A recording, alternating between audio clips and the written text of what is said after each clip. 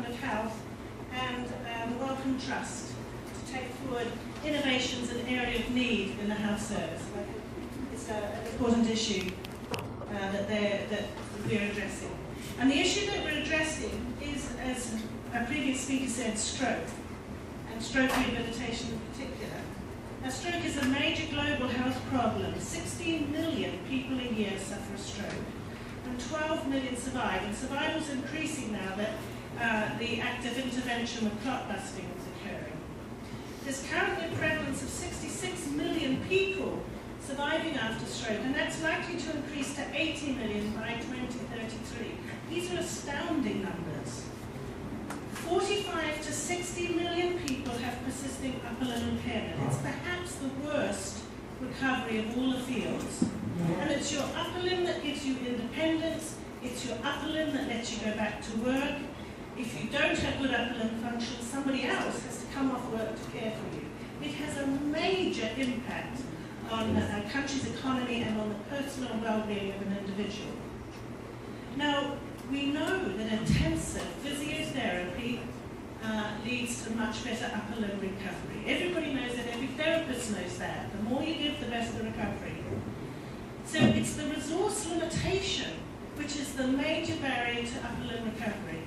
We don't have enough therapists to deliver the one-to-one traditional therapy that's required. The therapy has to take place over a very long time, and we don't have sufficient resources, even if we had sufficient therapists to deliver this therapy over a long time period.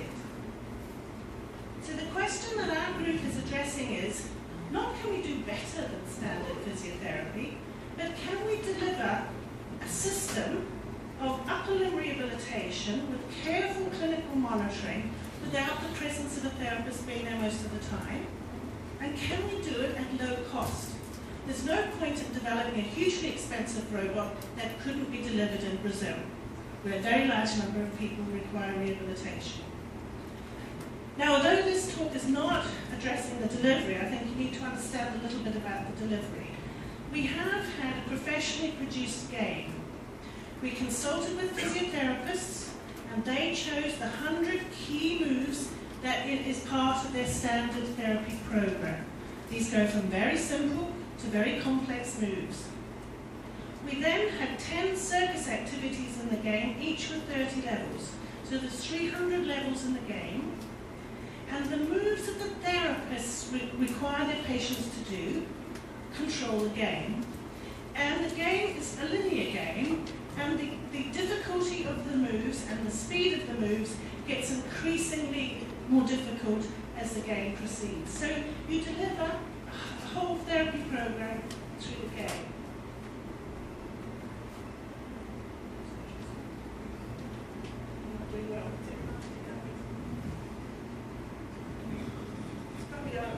Sorry, it's me going to.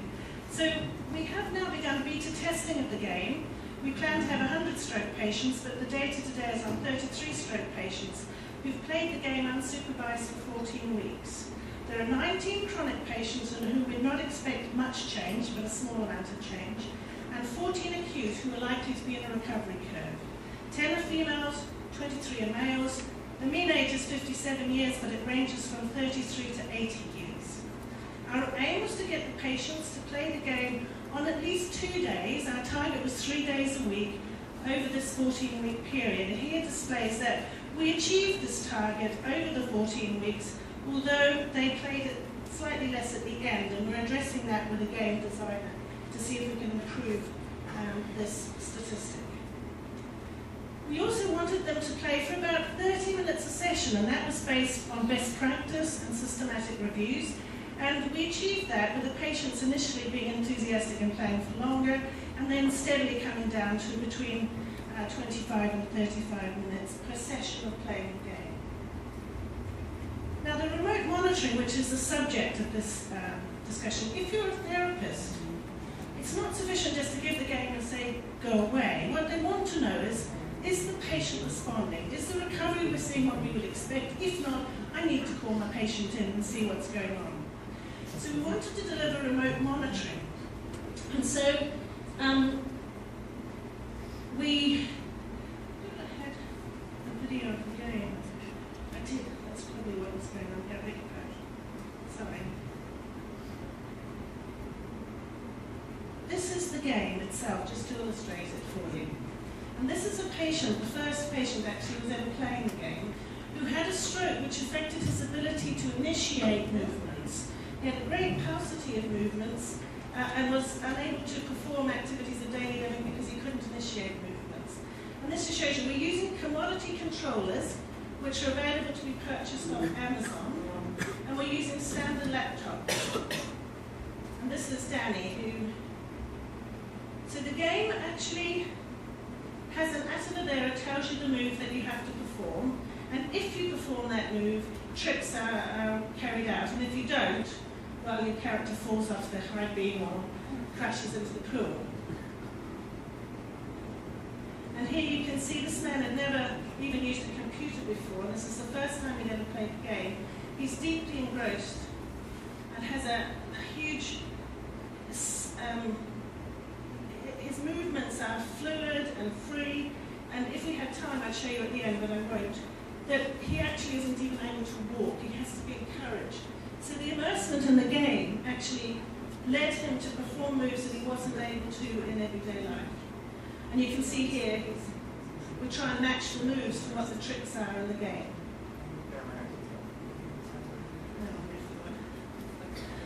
So to achieve the remote monitoring, the controllers, these 6 sense controllers, every 10 milliseconds deliver X, Y, and Z position in space, and they also give you orientation data, so the quaternions.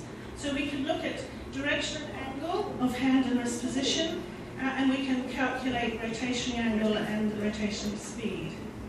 We've chosen to derive 4 summary measures of a movement: its speed, its smoothness, the synchrony between the 2 hands, and the accuracy of the movement according to the defined trajectory.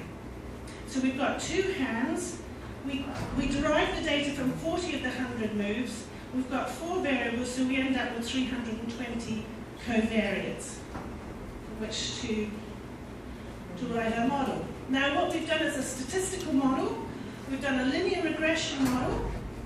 Therapists visit the patients 8 times over the 14 weeks and did a formal clinical assessment of upper limb function, a validated clinical assessment they would have done in clinic. And it's the Chedoke arm and hand assessment inventory. So then we used that, and we asked whether our covariates could derive this measure for us. And so we did just a simple regression model to look at those variables that needed to be required to derive it and the weighting for those variables. And the model at present has 14 variables derived from 12 moves. Now this is the data that we have obtained so far, and each one of those panels represents one of our 33 patients. I've divided them into chronic and to acute, and the blue line is our remotely derived assessment, and the black dots are the assessment done by the therapist when they visited the patient in their home. And so we derived the derived one from the next time the person played the game. Now, the within-subject correlation coefficient between these 2 measures is highly statistically significant. I think I would like to also point out that we've scaled them from those who have a very low ability, CAHAI scores under 20, which is severely impaired, right up to CAHAI scores nearly normal. And you can see that we are consistently being able to predict it with accuracy across a range of abilities. And we also saw that in patients who are rapidly recovering after stroke. Now this is where we are plotting the fitted CAHAI, that derived from our algorithm, against the measured CAHAI for the chronic patients and for the acute patients. And you can see again, a simple regression analysis showed that they're tightly correlated. We wanted to look to see whether the model could predict the score of someone who wasn't included in the data to derive the model. And so far we're doing a 4-group cross-validation. So what that involves is you randomly select 3/4 of your patients and derive the model, and then look to see if that model correctly predicts the CAHAI of the other quarter. And to do that you can get a root mean square error, the residual, you can calculate it for the patients who weren't in the model. And we get a root mean square error of 10.9, which is certainly sufficient for what we intend to do. Now, the next question you want to ask, and this is the important question for a therapist, am I sensitive to change? Could a patient be recovering and I don't pick it up? Or could they not be recovering and they appear to be because I'm not reliably showing a steady performance when they're steady? So here we've looked at the longitudinal data of the acute and the chronic patients, and you can see here, we've changed from baseline. That the acute patients, the majority, tend to have a positive change from baseline to last assessment, and on average the chronics show little improvement over time. And so to look at sensitivity to change, we did an ROC analysis. And basically to do this, we asked whether the clinical assessment of the therapist or our remotely derived assessment, which was better at detecting the chronic patients who are showing little change from the acute patients who are showing lots of change. And to do this analysis, basically, you start out looking at very little change here. So here is maybe a CAHAI score of a change of 1 or 2. And so everybody fulfills that requirement. So its specificity is 100%. You pick up everybody who had change, but its sensitivity is very poor. And then if you look at the people who you look at a very big change, then it'll only pick up a small number of people because only a small number of people have a big change, but all those people will be acutes. So it's highly specific, but it's not very sensitive. And so you plot this curve from very little change to very high change, and then you look to see if there's a significant difference between the clinically assessed by a therapist score and that we've derived. And if there's no difference, then your test is as sensitive as a therapist's. And that's what we were able to show here in this ROC curve, that the ability of our remotely derived assessment was as good as a clinical assessment at picking up those who were showing change and defining those who weren't. And so it met our definition of sensitivity to change. So in conclusion, remote the rehabilitation delivery with clinical assessments of upper limb function is possible using video games played unsupervised in the home. We're not saying it's better, but it's certainly better than having none. And our assessment at the moment is that it's producing a reasonably good response in our patients.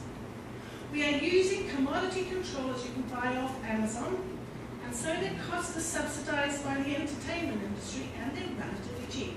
For the health service, they're dirt cheap. And we're using low specification laptops. And we've shown that it's valid for a wide range of ages, from 33 to 80. And so we think this opens up the possibility for remote delivery of home-based rehabilitation with the additional safety of accurate clinical monitoring, and therefore we will reduce the resource barrier to treatment for people who've had a stroke. Thank you very much.